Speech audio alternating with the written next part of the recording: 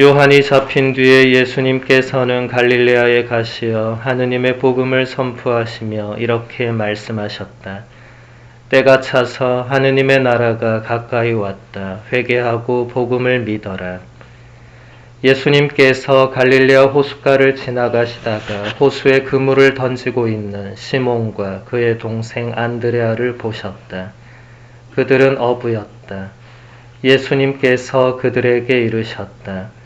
나를 따라오너라. 내가 너희를 사람 낚는 어부가 되게 하겠다. 그러자 그들은 곧바로 그물을 버리고 예수님을 따랐다. 예수님께서 조금 더 가시다가 배에서 그물을 손질하는 제베데오의 아들 야고보와 그의 동생 요한을 보시고 곧바로 그들을 부르셨다. 그러자 그들은 아버지 제베데오를 사꾼들과 함께 배에 버려두고 그분을 따라 나섰다. 주님의 말씀입니다. 그리스도님 찬미합니다. 찬미 예수님. 찬미 예수님. 프란치스코 교황님은 2019년 9월 30일 성 예로니모 사제 학자 기념일에 교서 그들의 마음을 여시어를 발표하시면서 연중 제3주일, 오늘이죠. 이 날을 하느님 말씀의 거행과 성찰 그리고 전파에 할애하도록 정하셨습니다.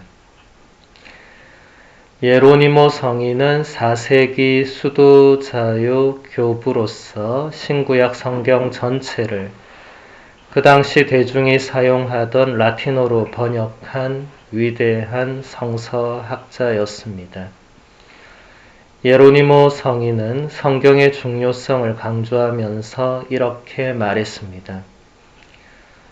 바오로 사도가 말한 것처럼 그리스도께서 하느님의 권능이시고 하느님의 지혜이시라면 성경을 모르는 사람은 하느님의 권능도 그분의 지혜도 모르는 것입니다.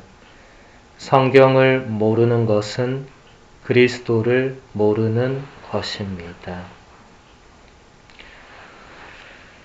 베네딕토 16세 교황님은 2010년 9월 30일 예로니모 성인 축일에 주님의 말씀이라는 제목의 권고를 발표하십니다.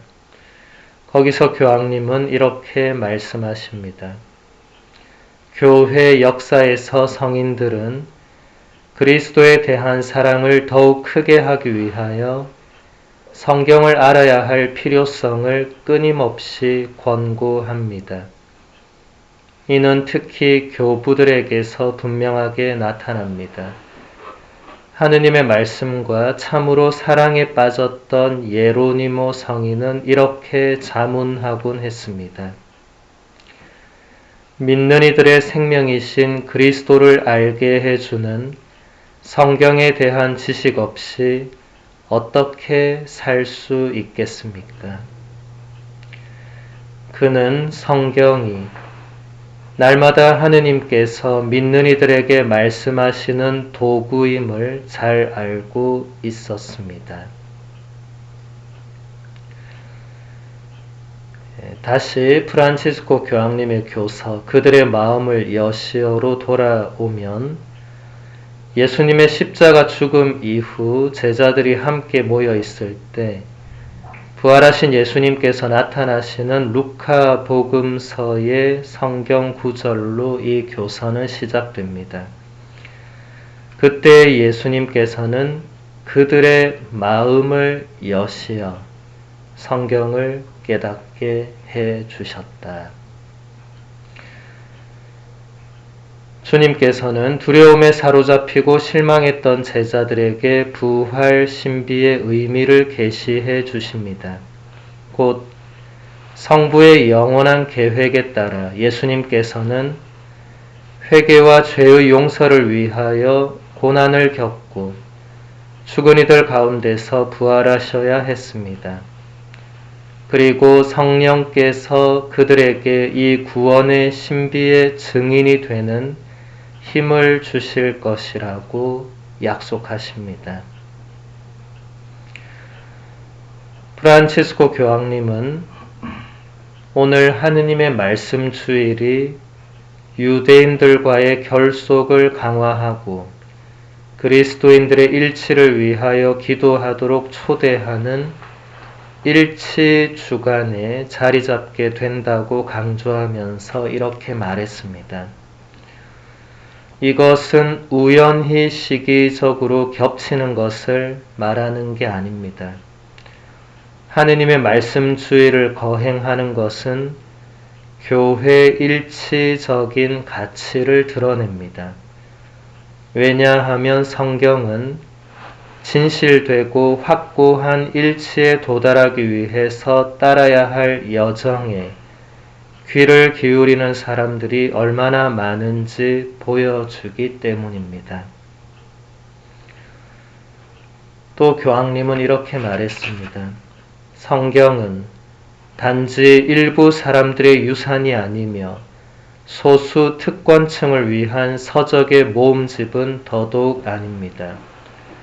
종종 일부 단체나 엘리트 그룹에게 귀속시키며 거룩한 말씀을 조작하려고 애쓰는 경향들이 확인됩니다. 그렇게 될 수는 없습니다. 성경은 하느님의 말씀을 경청함으로써 흩어짐 혹은 분열에서 일치로 넘어가는 주님 백성의 책입니다. 하느님의 말씀은 신자들을 일치시키고 하나의 백성이 되게 해 줍니다. 4세기의 요한 크리소스토모 성인은 모든 교부들 가운데서도 가장 탁월한 설교가였습니다. 성인은 감동적인 설교로 청중들의 마음을 사로잡았기에 그리스어로 크리소스토모, 곧 황금 두루마리 조각이라는 영예로운 별명까지 얻은 인물입니다. 성인은 끊임없이 성경을 읽고 묵상하여 신자들에게 그 내용을 가르쳐 주었습니다. 성인은 신구약 성경에 관하여 우리에게 700여 편의 강론을 남겨주었는데 이것은 고대의 다른 어떤 교부들도 따라가지 못한 방대한 분량입니다. 요한 크리소스토모 성인은 신자들에게 이렇게 권고했습니다. 누구든지 집에 들어가면 성경을 손에 드십시오. 지속적인 도움을 성경에서 얻고자 한다면 들은 것을 되새기십시오. 다른 스승을 찾지 마십시오. 여러분은 하느님의 말씀을 모시고 있습니다.